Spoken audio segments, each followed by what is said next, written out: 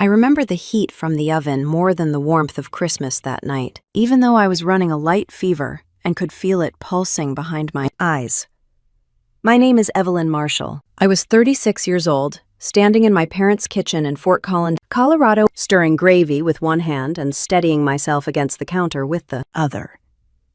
The house was full, the way it always was on holidays. The Parker family from next door, 2 people from my parents' church group, 2 cousins I had not seen in years, plus my parents and my younger sister, Chloe.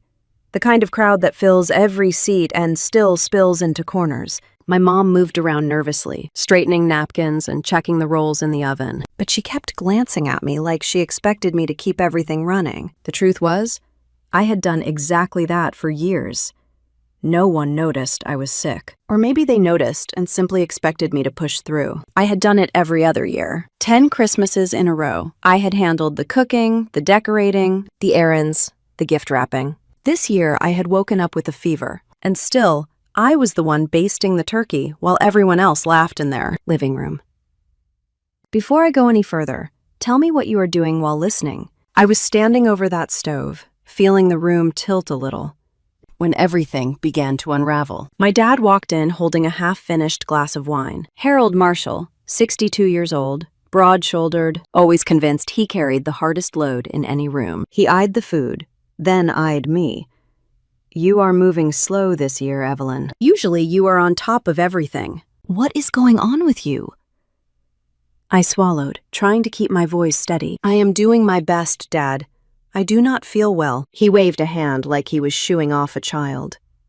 "Everyone is tired. You just need to push through." A few minutes later, everyone gathered around the long dining table my mom set every year. The candles glowed softly. The tree lights flickered. From the outside, the whole scene probably looked like a holiday postcard. I slipped into my seat quietly, pressing a hand to my forehead as the fever thumped behind my eyes. People chatted over each other. The Parkers complimented the food. Someone asked Chloe about her work. Chloe smiled and talked like the whole night was made for her. I stayed quiet and tried to breathe evenly. Then my dad stood up with his wine glass raised. I had heard enough of his toast to know this one would not be short. I braced myself, leaning slightly back in my chair. He cleared his throat, looked right at me, and the room quieted. "I think it is time we say something honest tonight. Evelyn has become a burden. We want to live without you." For a second, the world did not move. My ears rang. My face burned, but not from the fever. I waited for someone to speak up, to say he was joking, to ask what he meant. No one did. Instead, the room went silent. Then people lowered their eyes and smiled into their wine, as if cruelty was something you just sipped past. The Parkers avoided my gaze. My aunt took another long sip, and Chloe smirked, like she had been waiting for this moment. I felt the air in my chest collapse a little, but outwardly, I stayed still. I stood up.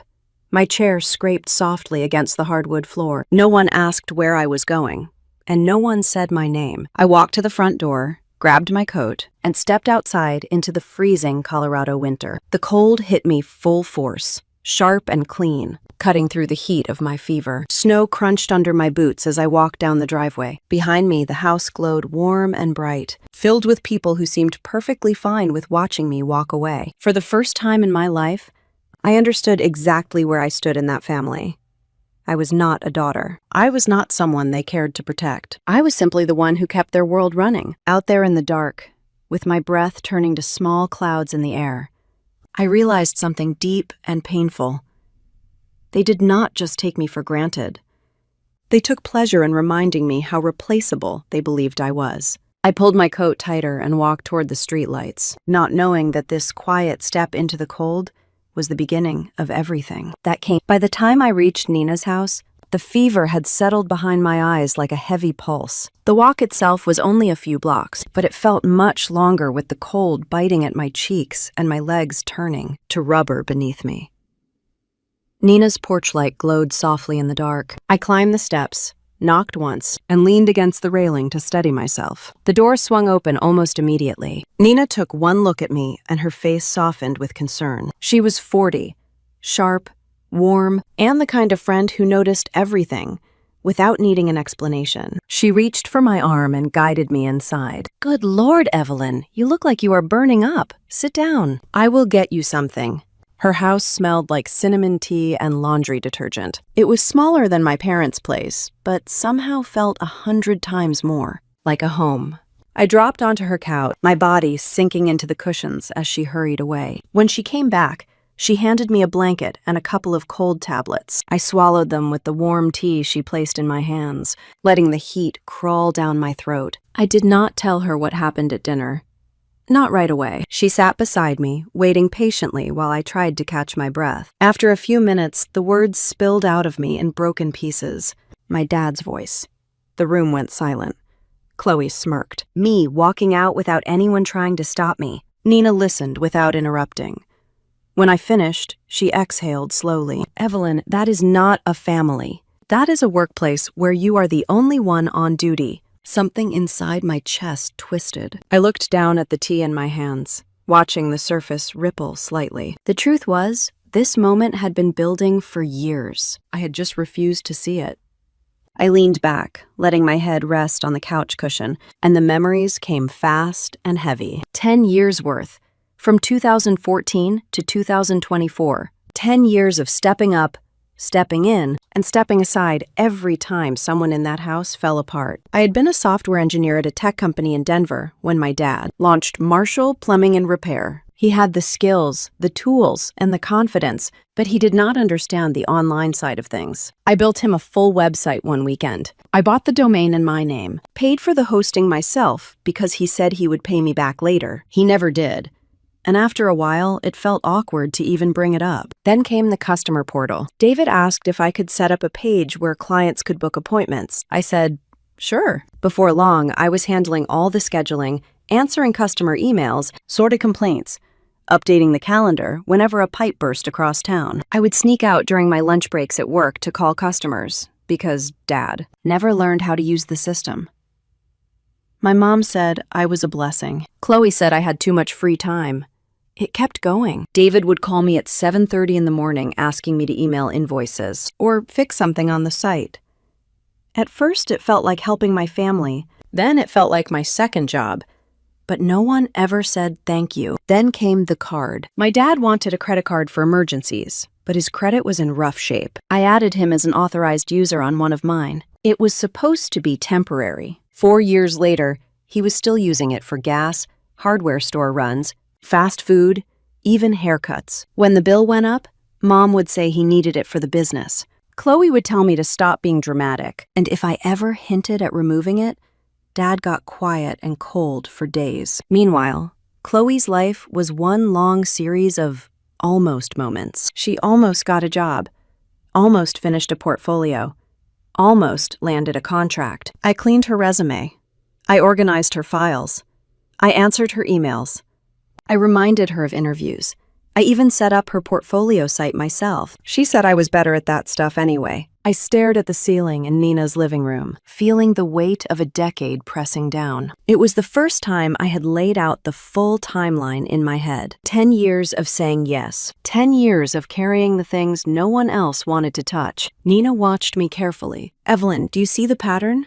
They have never seen you as a daughter. You are the family assistant, the unpaid employee, the one they call for everything because they know you will always pick up. Her words stung because they were true. They slid under my skin, warm and raw, uncovering something I had tried not to acknowledge. It was easier to pretend my family loved me in their own way, that they were just stressed or tired or overwhelmed. But sitting here, wrapped in a blanket with a fever burning through me, the truth felt impossible to ignore. I thought of Mom, always smoothing things over, always telling me not to upset Dad. She had spent so many years tiptoeing around his temper that silence had become her form of support. I thought of Chloe, 5 years younger and somehow always treated like the fragile one. And then my dad, who believed any help I gave him was his right. The realization washed over me with a force that left me breathless. I had given a decade of my life to people who never once paused to ask what I needed. Nina reached over, resting her hand on mine. They do not value you because they do not see you, and they will not change. You need to understand that. They do not think of you as family. They think of you as convenient. Her voice was steady, not cruel, but the truth hit me harder than Dad's words at the dinner table. For the first time in years, I let myself feel the full ache of it. The loneliness, the exhaustion, the anger I had swallowed so many times it had become part of the background of my life. I closed my eye, holding on to the warmth of the tea and the sound of Nina's quiet breathing beside me. The house was still. Outside, snow fell softly against the windows, the night stretching into silence. And for the first time, I understood just how much pain I had been carrying, and how much of it I had ignored. I did not know it yet, but this moment, lying on Nina's couch with a fever and a heart full of truth, was about to change the direction of my life in ways I never imagined. The next step was already forming in my mind.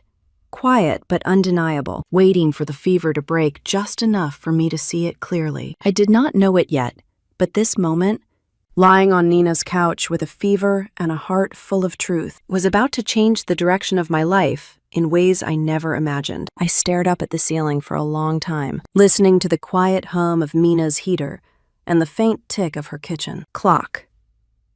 My body ached with exhaustion, but my mind kept circling the same painful thought. I had spent years pouring everything I had into people who would not even lift a finger for me. Mina came back from the kitchen with a fresh cup of tea and set it on the coffee table.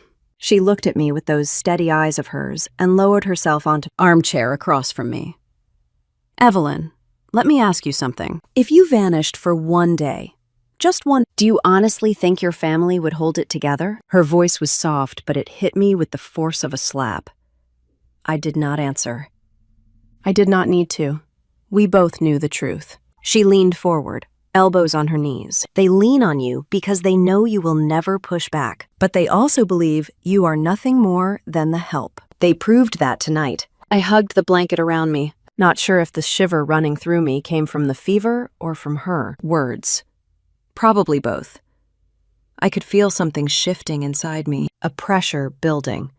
A line finally snapping after years of stretching too far. I sat up slowly, letting my feet touch the floor. The room wavered for a moment, but I steadied myself with a breath. Nina watched me carefully as I reached for my laptop bag. My fingers shook while I unzipped it. I pulled the laptop out and set it on my knees. The glow of the screen lit the room with a cold blue light. "Evelyn, are you sure you should be doing anything tonight? You are sick." "I know," I whispered, "but I cannot just sit here anymore. Not after what happened."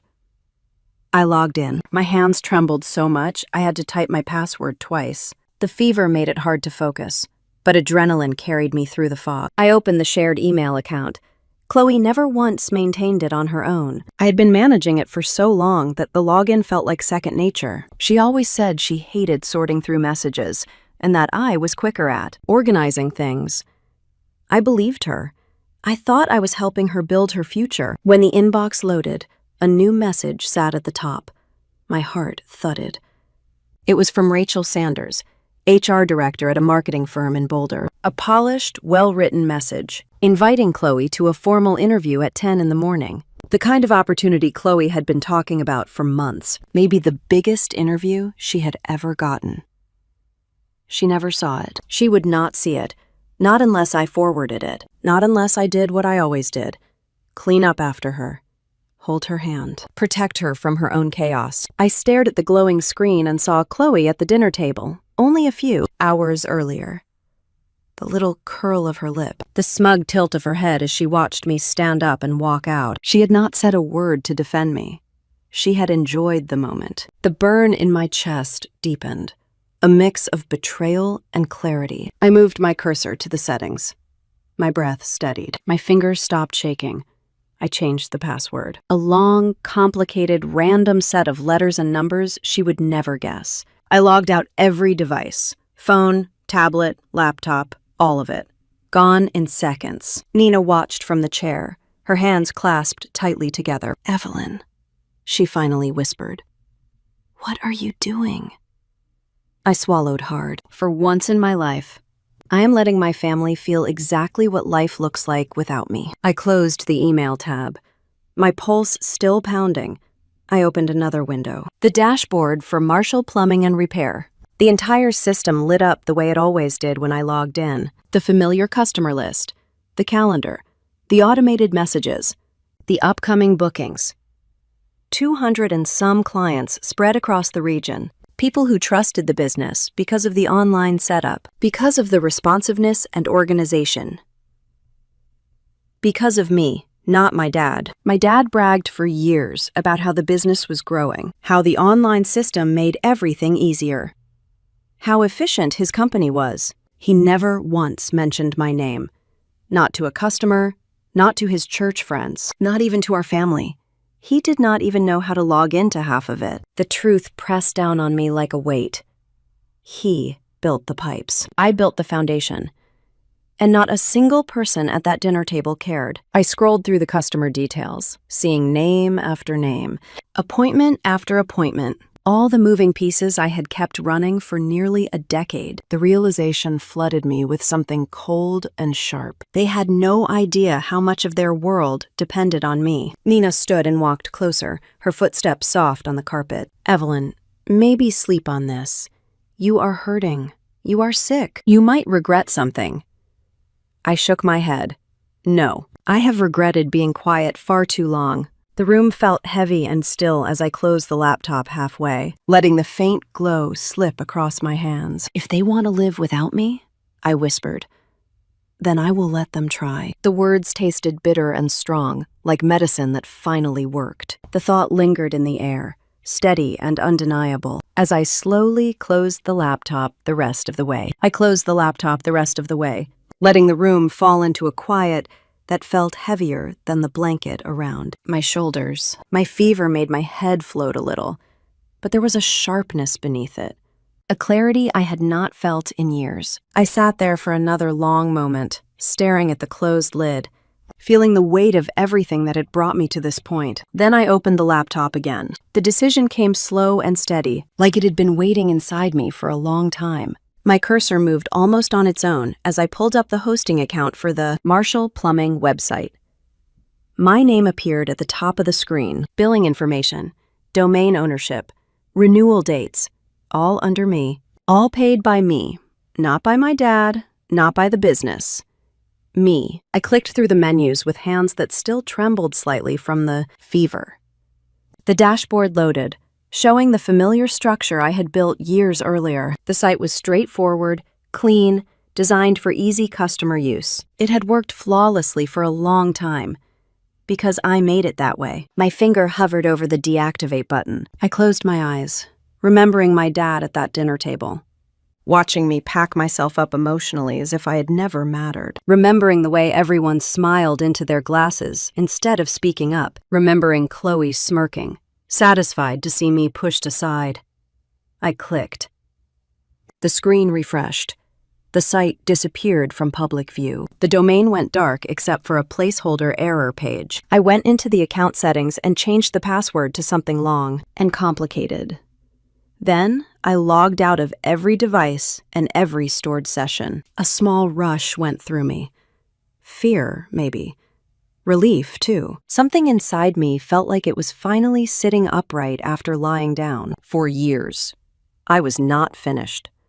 I opened the CRM program. The customer relationship management software was the backbone of the business. 218 clients stored with detailed notes. 42 upcoming bookings for the week. All the appointments I used to remind my dad about because he would forget. All the follow-ups I had typed during my lunch breaks. All the emergency calls I had answered on weekends because he never checked. His email.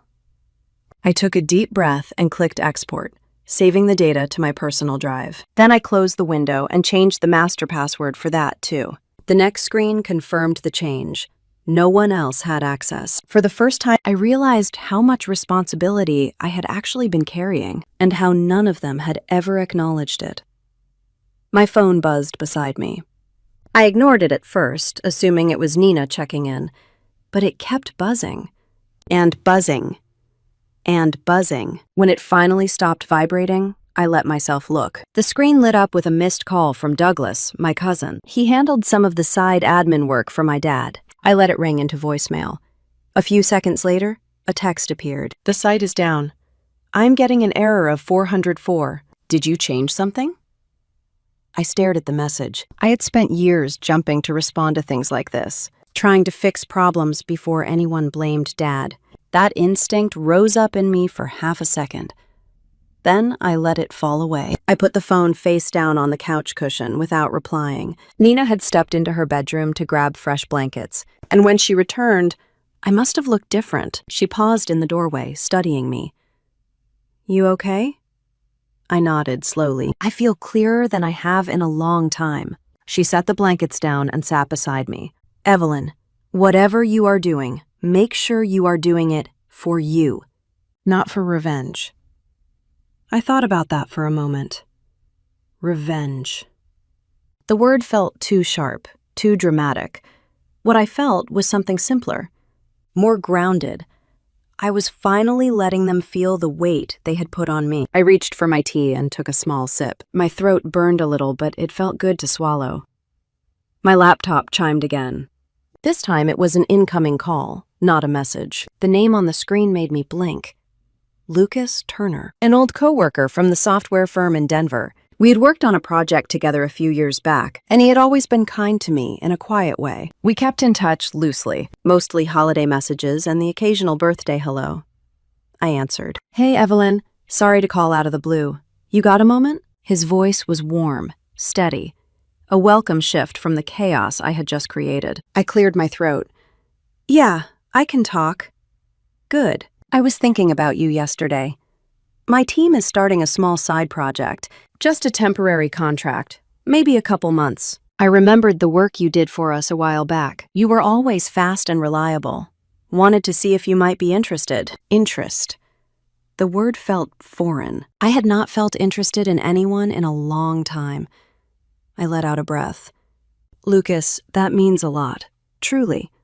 I might be interested. I just have a lot going on right now. He laughed lightly. You and I both. No rush.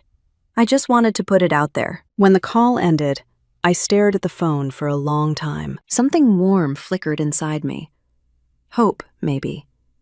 Or possibility. Something I had not felt in years. Then the phone buzzed again. A voicemail notification from my dad. My stomach tightened. I pressed play. Evelyn, my card was just declined at the store. In front of everybody. You better not have touched anything. Call me back right now. What did you do? The anger in his voice was familiar, but this time, it did not pierce me. It skimmed off the surface of me like a stone skipping over water. I locked the phone and set it down. The room went quiet again, but not the heavy kind of quiet. It was calm, almost steady. I leaned back into the couch, listening to the wind whistle softly outside Nina's window. Whatever happened next, I knew the ground had already shifted under all of us. And for the first time, I was not afraid of that. Nina pulled an extra quilt from her linen closet and tucked it around me before turning off the lamp. The room dimmed to a soft glow from the hallway nightlight. My fever had climbed again, making everything feel distant and a little unreal. I let my body sink into the couch cushions, finally giving in to the heaviness that had been pulling at me all evening. Sleep came fast and deep. I did not hear my phone buzzing on the side table. I did not hear Nina check on me quietly around 3 a.m. I did not hear the snowplow rumbling down the street just before dawn. I slept through all of it. When Nina nudged my shoulder the next morning to check my temperature, I mumbled something, swallowed the medicine she handed me, and drifted right back under. My phone stayed turned off as the hours of the day began stacking on top of each other. Later, I would learn what happened while I slept through almost 24 hours. At the time, I knew nothing. I simply lay there with a fever and a body too drained to move. But life outside that living room did not pause with me. That morning, sometime around 9, my dad stood in the checkout line at a hardware store on College Avenue. He had a cart full of supplies for a pipe replacement, and he was laughing with another contractor in line. When the cashier read him the total and he swiped the card, it came back declined. He tried it again. Then again. The line behind him grew longer. People sighed. Someone muttered. The contractor he had been joking with shifted uncomfortably. The cashier said she could try manually entering the number. That failed too. My dad's voice rose. His face reddened. He demanded that she try the card one more time. Declined. He finally stepped aside, furious and humiliated, pulling out his phone. He called me twice, then 5 times, then repeated the calls as if sheer force could bring the connection through. I slept through it. Around late morning, the calls shifted from my dad to customers. A dozen people tried to book emergency repairs on the website and were met with an error page. They tried calling, they tried emailing. Nothing worked. It was the first time in years the business ran without the system I usually monitored. Dad panicked and called Douglas, thinking something was wrong with his phone. Douglas checked on his end, saw the same 404 errors, and called me again. And again. He left a voicemail asking if the hosting service was having issues. I slept through that too. By early afternoon, the situation grew worse. Someone called the house directly and told my mom that their appointment time for a clogged kitchen drain had disappeared from the calendar. Another customer called saying the booking confirmation email link was broken. That was followed by another, then another. The website was the backbone of the business. Without it, people got irritated, suspicious. They called competitors. They canceled. They complained. My mom tried calling me 5 times. Then she texted that it was urgent. Then she tried again. I slept through those messages as well. Chloe's meltdown came next, somewhere in the middle of the afternoon. She had tried logging into her email to check a portfolio submission and found herself locked out. She tried resetting the password and could not. She tried again. When nothing worked, she called me 7 times in a row. Then she called our mom, screaming that something was wrong with the account and I needed to fix it. She told her she was expecting something important, that her entire week depended on that inbox. When she realized she missed the interview invitation and the deadline had already passed, she collapsed on the couch in tears. Mom kept trying to reach me. Keep dialing, keep leaving messages. I slept while her calls piled up in a silent stack. By late afternoon, Mom's voice on the voicemails shifted from anxious to scared. Then I got upset, then to plead. Dad was pacing the house. He blamed her for everything. He blamed me for everything else. Chloe cried in the kitchen and said she could not believe I would abandon them. Like this, all while I lay under a quilt in Nina's living room, breathing unevenly, the fever wrapping around me like fog. When the sun went down and the street lamps flickered on, Nina checked my temperature again. It was slightly lower. She placed a cool cloth on my forehead and told me to rest. She had silenced my phone the night before. She thought I needed to heal without interruptions. She had no idea how many calls had tried to push their way through. I finally woke up a little after 9 in the evening. The room looked unfamiliar for a moment as I blinked into the dimness. My body felt lighter, though the fever still clung to the edges of my mind. I pushed myself up slowly and reached for the phone on the table. It was still turned off. For a moment, I hesitated. The silence had been strangely comforting, like the world had stopped spinning. But then I pressed the power button. The phone lit up, vibrated, then buzzed so hard it rattled against the wooden table. Missed call. Missed call. Missed call. A flood of notifications filled the screen until I could not see the background anymore. 100 messages. 28 missed calls. My stomach tightened. The room felt colder. I scrolled through the notifications. Almost every message was from my dad or my mom or Chloe. Some were short and sharp. Others were long, frantic paragraphs broken by typos. I did not open any of them. Not yet. Then, at the very top of the screen, a new message appeared. It was from Mrs. Parker next door. Your family has been talking about you all day. You need to know what they are saying. I stared at the message until the words blurred slightly. Something in the house must have truly broken. And not just the business. I placed the phone down, my pulse slow but heavy, sensing that whatever waited inside those messages was going to drag me into a storm I could not avoid forever. The room around me felt strangely quiet, as if the walls themselves were holding their breath. Nina had stepped into the kitchen to brew tea, but even from here I could hear nothing except the faint hum of her refrigerator and the distant sound of a car driving through the snow outside. My fingers lingered on the back of the phone. I could almost feel the heat of all the calls I had ignored for a full day. Part of me wanted to slide the phone into my bag and forget it existed. Another part of me knew the truth was sitting inside those notifications, whether I liked it or not. I finally picked it up again, just long enough to open the message from Mrs. Parker. Your family has been talking about you all day. You need to know what they are saying. A chill cut through me, sharper than any fever. I closed the message immediately. For a long moment, I just stared at the blank television across from me, trying to make sense of the weight pressing down on my chest. It was not surprising. Not really. My family always cared more about how things looked than how things were. But the speed of it, the willingness to twist the narrative before I had even woken up, hit me harder than I expected. The soft creak of the floorboards made me lift my head. Nina appeared at the doorway holding 2 steaming mugs. When she saw my face, she stopped. "You awake?" She set the mugs on the coffee table and lowered herself onto the ottoman in front of me. "Did something happen?" I turned the phone so she could read the message from the Parker neighbor. Nina frowned, her eyebrows pulling together, then handed the phone back gently. "They turned it on you, did they not?"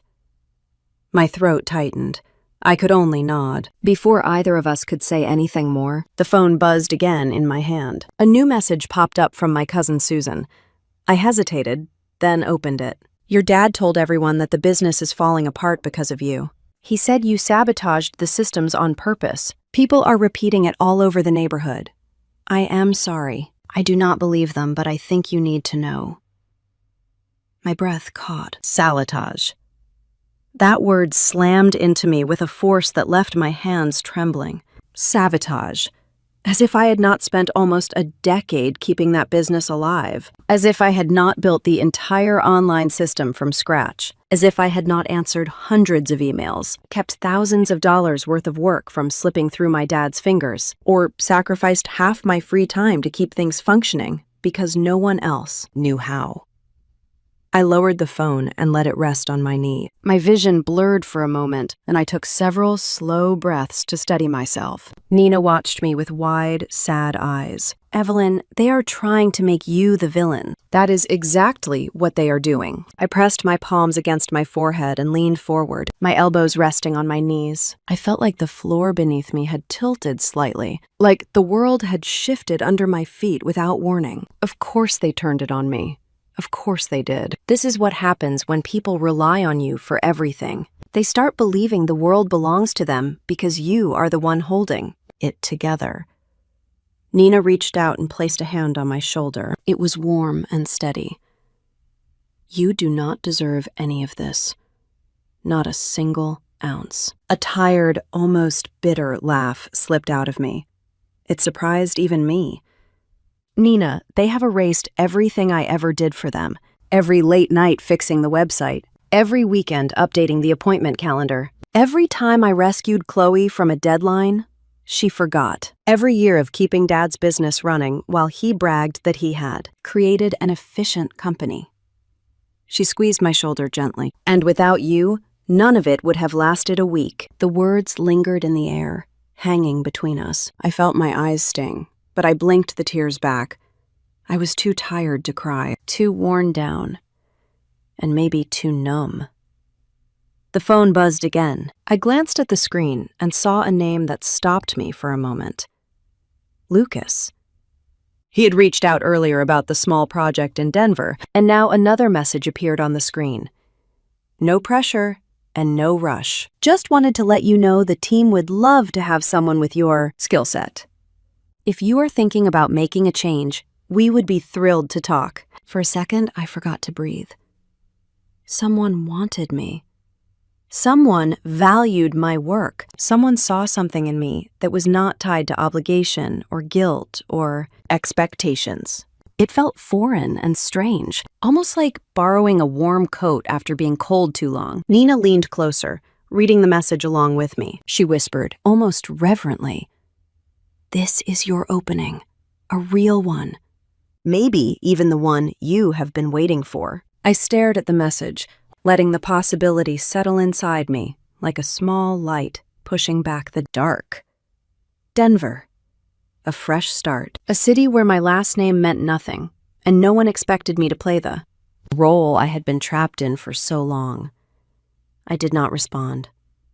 Not yet, but the idea stayed with me, steady and warm. My eyes drifted toward my laptop bag resting beside the couch. Something tugged at me, a quiet nudge from a part of me that had been ignored for too long. Inside that bag was a document I had written 2 years earlier. A draft of something I had never intended to actually send. Something raw and honest and painful. Something I had written after another exhausting argument with my dad, when he accused me of not understanding real responsibility, while he overlooked everything I had done for him. I sat up straighter, pulling the blanket away from my legs. Nina watched me cautiously.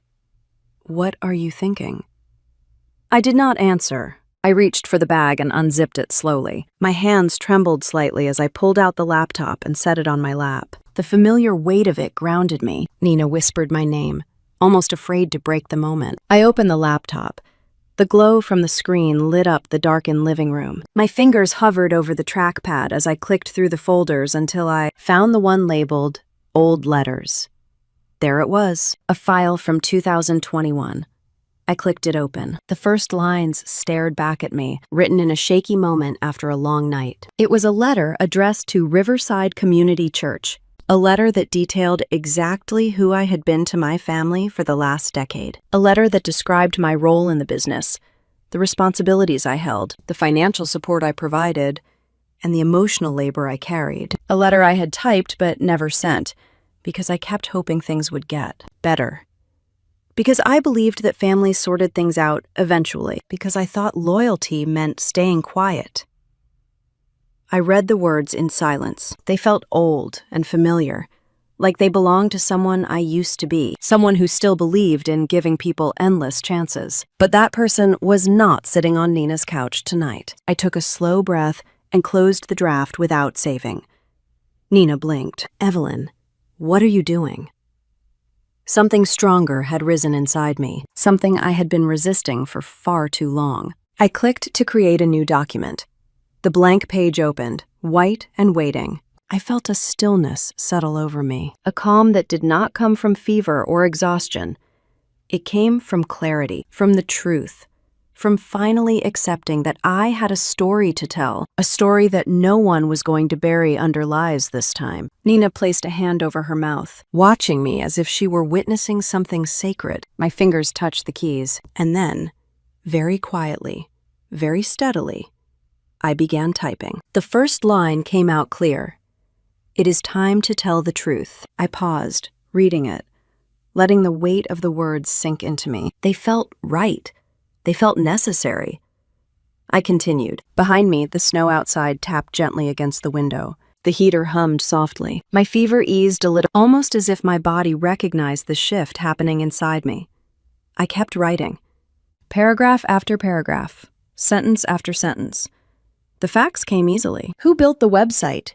Who ran the customer systems? Who paid the bills? Who maintained the emails? Who held the family together?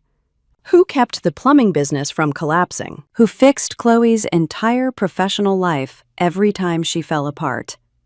Me. Not my dad, not my mom, not my sister.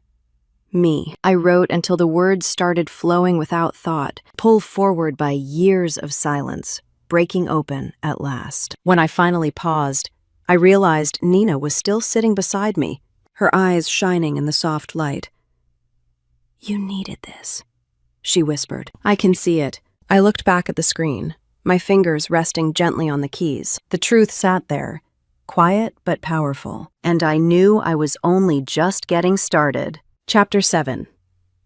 I stared at the blinking cursor on the screen, my fingers suspended in the air for a long moment before I continued typing. The words that had come before this were heavy and honest, but as I scrolled back up to reread what I had written, something inside me settled. It was the first time in a long time that the truth looked back at me without shame, without excuses, without the knot in my stomach I used to feel every time I tried to defend myself to people who never cared to listen. I inhaled slowly and kept typing. I addressed the letter to Riverside Community Church, the place where my family had always polished their image. For as long as I could remember, Sunday mornings were less about faith and more about presentation. My dad shook hands with every person near the front door, looking loudly about how hard he worked to provide. My mom smiled with a tightness around her eyes that only I ever saw. And Chloe floated from person to person as if she were royalty, all because our family gave time, money, and volunteered for every event. None of them ever mentioned that I was the one who created the church's volunteer scheduling system 5 years earlier. I had coded it during a sleepless weekend because our pastor mentioned the church was struggling with double bookings. Dad took the credit when people complimented it. I let it go. I let a lot of things go. So tonight, as I began the letter, I wrote the truth plainly. I explained how for 10 years I had quietly carried the full weight of the Marshall plumbing business, how I had built the website, purchased the hosting, managed the emails, handled the scheduling software, and responded to every customer inquiry that came through after hours. I wrote about the nights I worked until 2 in the morning because a customer complaint needed addressing, or because the booking calendar had crashed again and I could not sleep until it was fixed. I wrote that no one in the Marshall household, including the owner of the business himself, knew how to log into the system without me. I described how my dad used the secondary credit card I had provided for 4 full years, charging groceries and supplies and gas, without ever acknowledging where those funds came from. I wrote how Chloe had relied on me to manage her entire professional life, from building her resume, to editing her portfolio, to submitting her job applications. I typed the part that was hardest for me to admit, even to myself. I wrote that I had been treated like a servant in my own family, that I had been expected to work quietly, without recognition, without gratitude, and without boundaries, and that any time I tried to speak up, I was met with guilt or silence. My fingers shook slightly as I wrote about Christmas Eve. I did not embellish it. I did not soften it. I described exactly how it happened. I wrote that in front of more than 20 people, including neighbors and friends from church. My dad lifted his glass and said I was a burden, that he wanted to live without me, that the room had fallen silent before everyone smiled into their wine as if nothing cruel had just been said. I wrote that no one defended me. Not my mom, not my sister, not one person at that long dining table. I wrote that I walked out of the house that night, and not a single person followed. The more I wrote, the more the truth steadied me. It did not feel like revenge. It felt like testimony, a record that needed to exist, because for 10 years my family had depended on the assumption that I would always stay quiet. When I reached the end, I signed my name. I sat back and rested both hands on the laptop. It felt like holding the heartbeat of everything I had been through, everything I had carried, everything I was finally setting down. I reread the entire letter from start to finish, and for the first time, I did not second-guess a single word. Nina stepped into my peripheral vision and lowered herself onto the couch beside me. She had been silent for the last half hour, letting me work through the final lines on my own. "Is it done?" she whispered. I nodded. She leaned closer and read the last paragraph. When she finished, she sat back slowly and placed her hand over her mouth. My heart thudded in my chest. I was not sure if she was overwhelmed or shocked or something else entirely. "Evelyn," she said softly, "this is the truth, pure and unfiltered. You did not exaggerate. You did not attack them. You just told the truth." I nodded again, because I needed to hear it as much as she needed to say it. "Are you going to send it?" I looked down at the button in the corner of the screen. My finger hovered above the trackpad. A part of me still expected guilt to rise up like it always did. I waited for the familiar wave, the old instinct to protect them at my own expense. It never came. Instead, I felt something quiet and strong inside me. Something like peace. I clicked send. A faint whoosh sound played, too soft for how monumental the moment felt. I watched as the screen confirmed the letter had been sent to the Riverside Community Church mailing list, including the board, the volunteer committees, the Bible study groups, and Pastor Glenn himself. For a breathless moment, the room felt still. I had spent 36 years holding my tongue to protect people who never protected me. Tonight, I finally let go. Nina exhaled a long breath beside me, then laughed under it, half disbelief and half relief. You actually did it. I closed the laptop with hands that no longer shook. I leaned back into the cushions and felt the exhaustion drift through me. But it was a different kind of tired. Not the fatigue of being drained, more like the tiredness that comes right after a long storm passes. A few minutes later, my phone buzzed. Then buzzed again. Then again. I picked it up out of habit, expecting more calls from my family. Instead, I saw a message from someone I had not heard from in years. It was from Mrs. Cantwell, one of the older women at church who used to bring cookies to every potluck. She had always been kind to me, always asked if I was taking care of myself, always looked at me with soft concern. I never understood until recently. Her message read, "I just saw your letter. I had no idea you went through all of this. I am praying for you. Do not let anyone make you feel small for telling the truth." Another message came in, then another, and another. I put the phone on silent and turned it face down. People in the church were reading it, talking about it, whispering about it. The story that had been buried for so long was no longer hidden behind closed doors. Somewhere in that moment, a new notification appeared at the top of the screen. "Pastor Glenn would like to schedule a meeting with your parents." My breath caught again, but this time with something close to satisfaction. I wondered what my dad would say when he was asked about the website, the credit card, the business, the responsibilities he claimed were his alone. I wondered how my mom would look when she was asked about the Christmas Eve dinner. For once, they would be forced to answer for their own words. I picked up the phone to show Nina the message. Before I could hand it to her, another notification popped up from her own phone. She blinked at the screen. "Oh my goodness," she whispered. "Evelyn, you need to see this." She turned her phone toward me. It was a screenshot of a Facebook thread from one of the church groups. I saw dozens of comments already, people tagging each other, asking questions, expressing shock, saying they never knew. And at the top of the screen was Nina's text to me. "You should check Facebook. The whole church is talking about your family." I stared at the screen, feeling the weight of all the years behind me and the shift happening right in front of me. The truth was no longer mine alone, and nothing about my family's life would be the same again. Chapter 8. Below, written exactly to your specifications.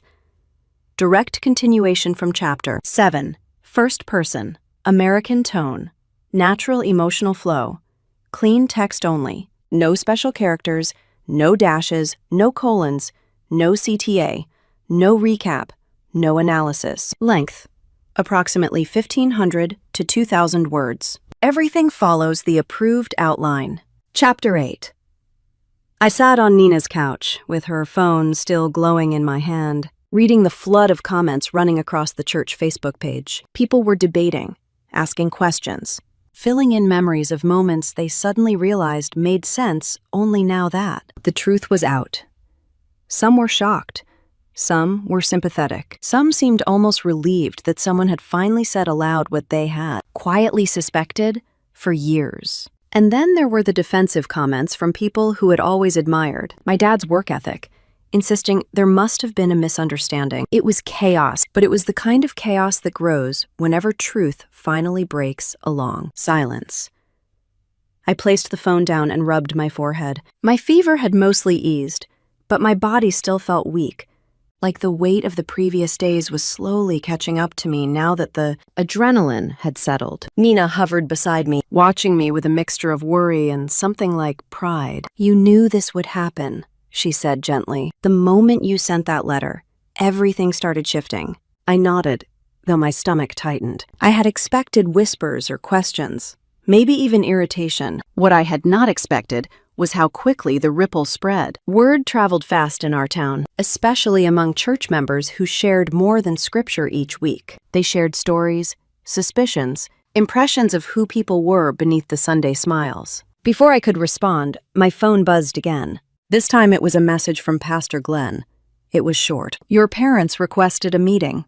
Please come if you are able." My heart thumped.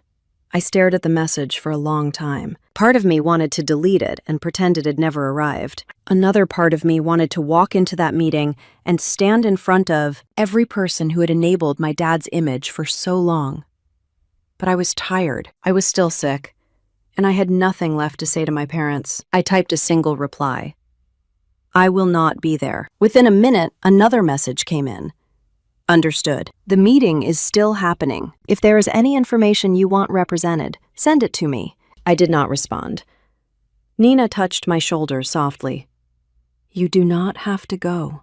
It is not your job to defend yourself anymore. You already spoke your truth. I nodded again, then stood and stretched my sore muscles. I felt fragile, but clearer, the fog of the last 10 years lifting in a way I had never believed possible. The meeting was scheduled for early evening. As 5 o'clock approached, I imagined the familiar fellowship room at Riverside Community Church, with the long folding tables, the old beige carpet, and the framed photos of church volunteers on the wall. I imagined my parents walking in with tight expressions, prepared to argue, prepared to spin things. I imagined Chloe beside them, ready to deny, dismiss, and shift blame the way she always did. I sat on Nina's sofa and felt the tension crawl into my chest. It was strange not being there, strange letting the truth exist without me standing in the room to hold it up. But maybe that was part of the lesson I needed to learn. The truth did not need my presence to be real. It was real because I had lived it. As the meeting time drew closer, I tried to distract myself. I cleaned a few dishes in Nina's sink. I sorted the blankets on her couch. I even stepped outside for fresh air, letting the cold Colorado wind cool my heated face. Snowflakes drifted lazily from the darkening sky, settling on the railing in thin patches of white. The world outside was quiet, peaceful. It did not match the storm inside the church a few miles away. When I came back inside, Nina was stirring a pot of soup on the stove. She glanced over her shoulder. You are pacing, she said lightly. I forced a small smile. Guess I am nervous. She set the spoon down and crossed her arms. You should not be. They are the ones who are going to have to explain themselves. Not you. I knew she was right, but nerves are rarely logical. I sat at the kitchen table and clasped my hands together until my knuckles whitened. Time passed slowly, marked only by the ticking clock on the wall and the soft simmer of soup on the stove.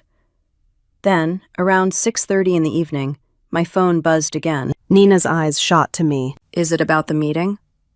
I nodded and opened the message. It was from my cousin Susan.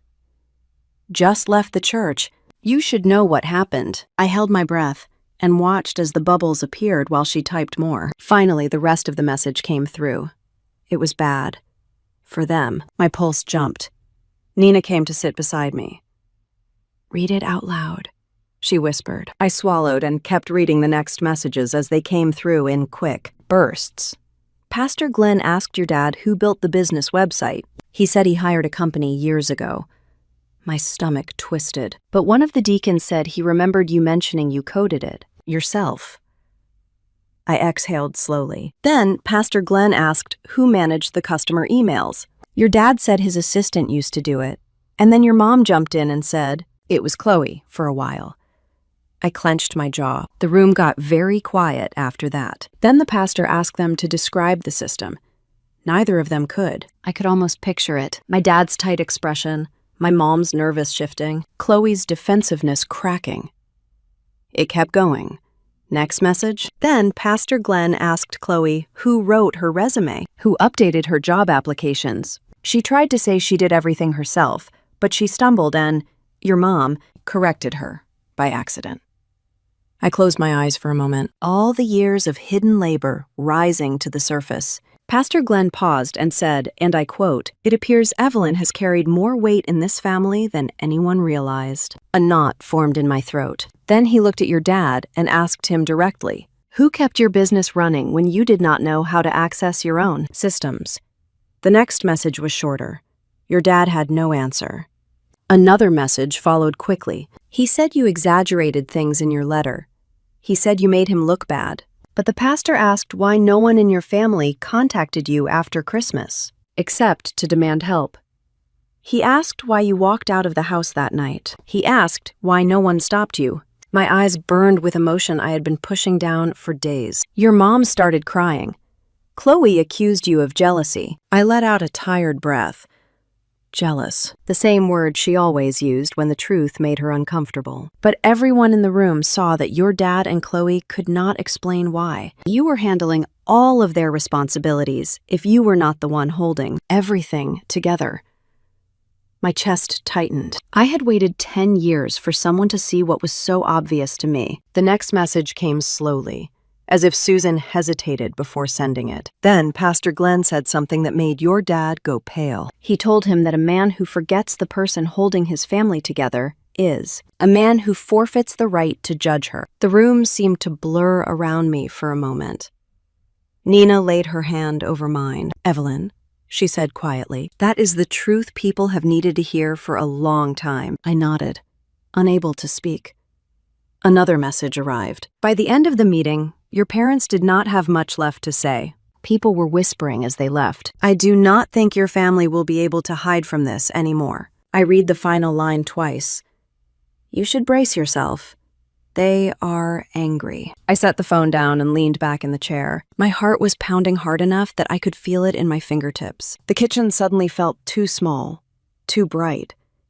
Nina watched me carefully. "Evelyn, talk to me." I shook my head slowly. "I do not know what to say." She reached out and took both my hands. Her voice was soft, almost soothing. "You do not have to say anything. The truth is finally out in the open. They cannot twist it anymore." I inhaled deeply, trying to steady my breath. The weight of years pressed against me, but for the first time it felt like something lifting rather than something crushing. Still, something uneasy fluttered in my stomach. She is right, I thought. They cannot twist it anymore. But that did not mean they would not try. Before I could gather my thoughts, my phone vibrated again. I glanced at the screen and felt my body tense. Dad. A call this time, not a text. My heart dropped into my stomach. Nina leaned in. "Are you going to answer?" I stared at the screen as it kept vibrating in my hand. The name Harold Marshall glared at me, more unfamiliar now than ever before. I remembered his voice calling me a burden in front of a room full of people. I remembered him watching me walk out and doing nothing. I remembered the years before that, the subtle digs, the dismissive comments, the lack of gratitude. The phone kept buzzing. I finally let out a slow breath and whispered, "Not yet." The call ended. For 3 seconds, the room was silent. Then the phone buzzed again. A voicemail. Nina looked at me, her eyes wide. What did he say? I swallowed, my voice barely audible. He said we need to talk. I closed my eyes. It was not a request. It was a warning, and I knew the storm that was coming next would be the one that decided everything. The voicemail sat heavy in my phone, as if the weight of my dad's voice could seep through the glass and settle in my chest. I did not open it. I did not listen to a single word. I had heard enough from him for one lifetime, and whatever he wanted to say now was only because the image he loved so dearly was cracking in front of the entire church. I stared at the screen until Nina finally reached over and gently turned the phone face down. "You do not owe them anything tonight," she whispered. I nodded, though the trembling in my hands did not stop. I did not sleep much that night. Even after Nina turned off all the lights and we both settled into the quiet of her living room, my mind would not rest. I thought of the meeting at church, the questions Pastor Glenn had asked, the way my dad must have looked, with people finally seeing through the version of himself he had performed for decades. I thought of my mom wiping tears in that beige fellowship hall, not because she realized how much she had hurt me, but because she feared embarrassment. And I thought of Chloe, who had always built her life around the safety net I provided, now standing in front of people who finally understood she had never stood on her own. I woke up early, sometime around 6 in the morning. Dawn was just beginning to lighten the sky outside Nina's apartment. I lay on the couch, staring at the ceiling, feeling something strange in my body. It was not dreadful. It was not fear. It was more like a release. My phone buzzed again around 8. This time, the message was simple. Meet us at Elm Creek Park at 11. It was from my dad. No question mark, no please, just an order. Nina came into the room with her hair tied loosely and a blanket wrapped around her shoulders. She saw my expression and sighed. Let me guess, he wants to talk. I pushed the phone across the table. She read the message and shook her head. He is not asking you, he is summoning you. I know, I said quietly, but maybe it is time to hear whatever this is. She studied my face for a long moment. Then she nodded slowly. If you are going, I am driving you. You are still weak from the fever, and I do not trust them not to say something that puts you back under their control. I smiled a little, the first real smile I had felt in days. Thank you. The morning passed in small, quiet moments. Nina made oatmeal. I forced myself to eat a few bites. I showered and dressed slowly, choosing jeans and a soft sweater, something comfortable, something that felt like me. I tied my hair back, looking at myself in the mirror, and barely recognized the woman staring back. Not because I looked different, but because I felt different. I was no longer the Evelyn who walked out of that Christmas dinner with a fever and a broken heart. Not anymore. When we parked at Elm Creek Park, the air was crisp and cold. Snow dusted the tops of the trees, and a thin sheet of ice glimmered across the edges of the walking trail. The park was mostly empty, except for a few joggers and an elderly couple, feeding birds near the pond. My parents and Chloe were standing near one of the picnic tables. Just seeing them together sent a tightness across my chest. My mom looked older than I remembered, her shoulders slumped and her eyes swollen from crying. My dad's jaw was tight, his hands shoved deep into the pockets of his coat. Chloe stood with her arms crossed over her chest, shifting from foot to foot like a child who had been dragged somewhere against her will. Nina parked a little distance away so I could choose whether to walk toward them alone or ask her to come. I stepped out of the car and closed the door quietly. Do you want me to wait here or come with you? Nina asked softly. Just wait close. I will be fine. I walked toward the picnic table. My boots crunched softly in the snow. Each step felt deliberate, like I was approaching something I had been preparing for my entire life. My dad spoke first. His voice was controlled, but the undertone of irritation was unmistakable. Thank you for coming, Evelyn. I gave a small nod, but did not offer any warmth. He did not deserve it. My mom stepped forward, wringing her hands. Sweetheart, she said softly, we are all very overwhelmed after everything that happened yesterday. People are talking, and we just want to clear the air. Cole jumped in immediately. This whole thing has gotten blown out of proportion. You made us look awful. My entire inbox is full of people asking what happened, and now I cannot even apply for a new job because I cannot get into my email. Her voice cracked on the last word, and she looked at me with a desperate, almost pleading expression. Can you please reset the password? I am begging you. I inhaled slowly, keeping my tone steady. Chloe, I did not destroy your email. I simply stopped managing it for you. You are 31 years old. You are more than capable of creating a new account and applying for jobs. Yourself. She blinked hard, as if she had expected anger, but not calm dismissal. But all my files are in there, she insisted. You had years to take responsibility for them, I said. You chose not to. That is not on me.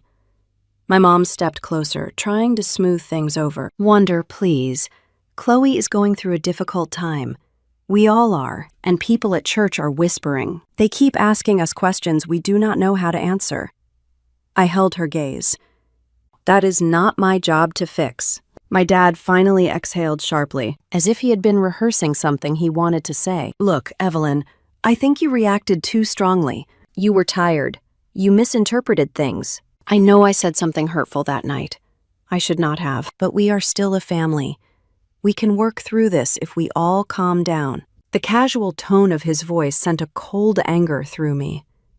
Misinterpreted, reacted. Those were the words of a man who believed he could rewrite anything, as long as he said it with confidence. I straightened my posture. Dad, you stood up in front of nearly 20 people and called me a burden. You said you wanted to live without me. Those are not words anyone misinterprets. He shifted uncomfortably. His gaze flickered away from mine for a moment. I was frustrated, he muttered. You were not helping much that day. You were sick, yes, but the whole dinner was a mess.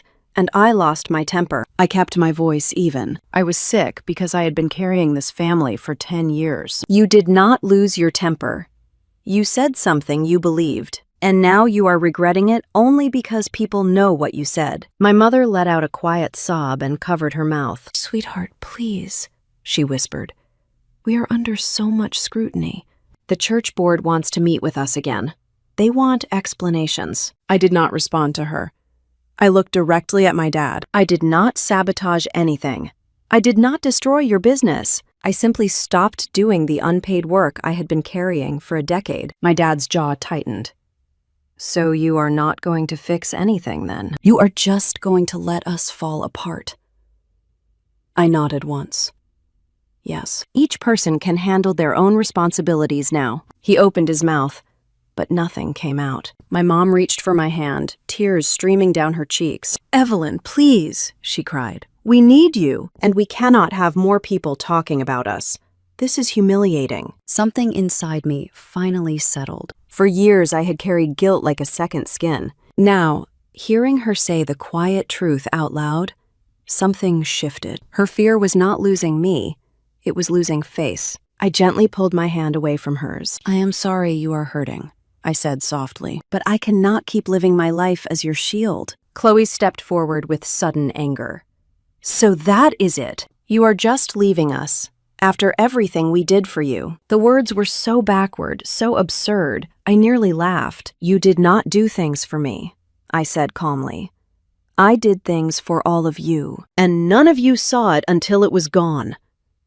My dad's voice rose, deep and sharp. "We are your family." I held his gaze without flinching. "And I was your servant." Silence settled over the group. The only sounds were the crunch of snow as a runner jogged past and the distant rustle of wind in the trees. I stepped back at a single pace. It was small, but it felt monumental, like physically removing myself from the place I had been anchored for 10 years. "This is where I step out," I said quietly. My mom let out another cry. Chloe looked stunned. My dad's face hardened into something between anger and disbelief. I turned slightly, preparing to walk away. My heart beat steadily, not fast, not hesitant, but sure. Then my phone buzzed in my pocket.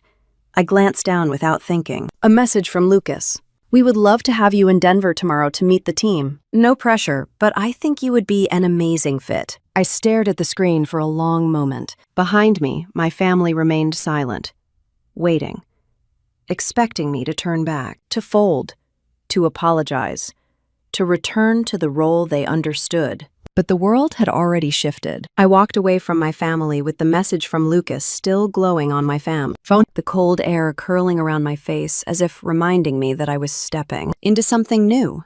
Nina watched from the car, her breath fogging the window, waiting to see if I would change my mind.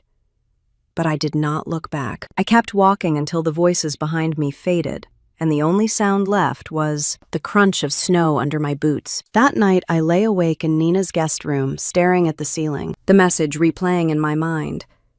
An invitation. A door opening.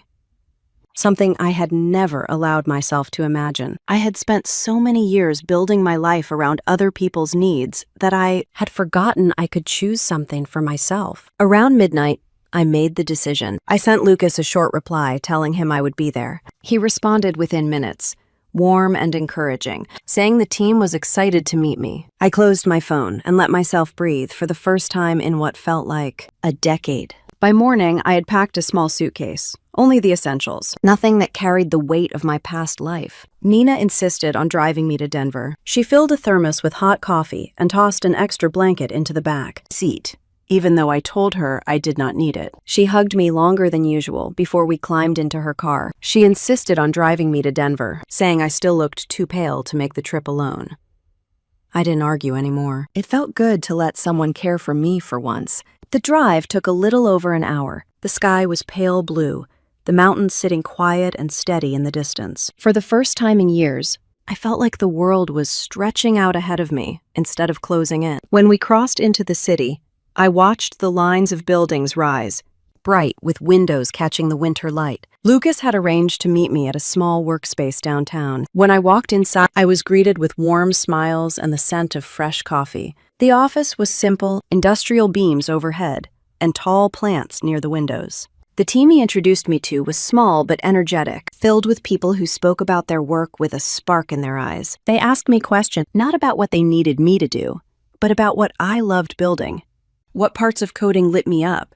What ideas I wanted to explore? No one talked to me like a housemaid. No one talked to me like background support. They looked at me as if I had value, as if I had something to offer. When I showed them a few of my old projects, they nodded with genuine interest, asking thoughtful questions, making space for me. It had been so long since I felt seen that I almost did not recognize them. Feeling. I kept my hands folded tightly in my lap to stop them from shaking. After the meeting, Lucas walked me to a small coffee shop around the corner. We sat by the window, and he told me the company was growing, that they wanted someone reliable and steady who understood how systems worked from the ground up. He said it in such a sincere way that it felt like a balm on an old wound. I felt my throat tighten, not from sadness, but from the overwhelming relief of being valued. I did not commit to anything yet. I told him I needed a little time. He nodded and said the offer would be there whenever I was ready. It was the first time in years someone gave me space instead of pressure. With Nina's help, I found a small apartment on the southeast edge of the city. It was nothing big, just a one-bedroom with soft carpeting and a little balcony that overlooked a row of pine trees. The walls were bare and quiet, untouched by the noise of my past life. I signed the lease and picked up the keys the same day. When I walked inside for the first time, alone, carrying only a duffel bag and 2 boxes Nina helped me sort, I felt something I had not felt since childhood. Safety. My breath came out shaky as I set the boxes down in the living room and looked around at the empty space waiting for me to fill it. I spent that first evening making the place feel as mine as I could. I folded clean sheets over the new mattress. I placed a small lamp on the nightstand. I brewed tea on the stovetop and watched the steam rise in soft curls. The silence was warm, not heavy. Every corner of the apartment felt like a promise. As I unpacked, I found a few old items I had thrown into the boxes quickly. A framed photo of me at 26, standing in front of my first tech conference. A faded notebook filled with sketches of website layouts I used to dream of building. A small plant I had rescued from a clearance shelf 2 years earlier. I placed the photo on the mantel, the notebook on my desk, and the plant near the window where the afternoon sun would reach it. For the first time in my adult life, every choice in this space belonged to me. That night, as I lay in my new bed, the quiet settled into my bones. I felt lighter, not because life was suddenly easy, but because I had finally stopped carrying the weight that was never mine to hold. Over the next few days, I worked with the Denver team on a trial basis. Each morning, I woke with a small flutter of anticipation. I walked to the workspace bundled in my coat, passing coffee shops and little bookstores, breathing in the sharp winter air. Inside the office, I found myself leaning forward in my chair, absorbed in lines of code, discussing ideas with people who listened without interrupting. The work felt good, clean, honest. I was building something that belonged to me. Meanwhile, messages from my family grew quieter. First, they were frantic, then angry, then half blaming, half pleading. Eventually, they faded into silence. I did not block them, but I did not respond. I needed this separation. I needed this life. One afternoon, I stood on my balcony with a mug of tea, watching snow fall between the pine branches. The world looked soft and new. I thought back to the Christmas dinner, the sting of my dad's words, the silence of the people around him, the wine glasses lifting as if cruelty were nothing unusual. I closed my eyes and breathed deeply. I realized I no longer replayed that moment with anger, only clarity. They called me a burden, but they were the ones who collapsed the moment I stepped away. The truth of it settled gently in my chest.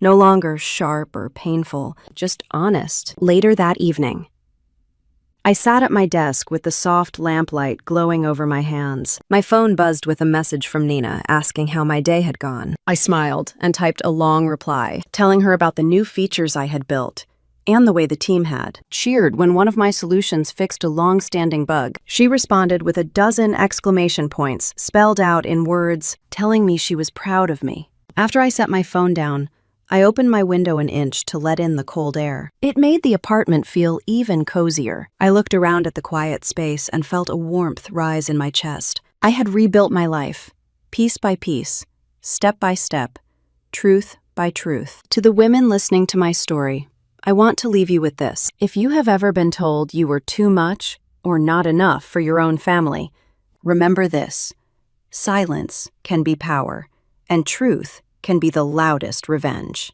Tell me in the comments what integrity means to you and where you are listening from.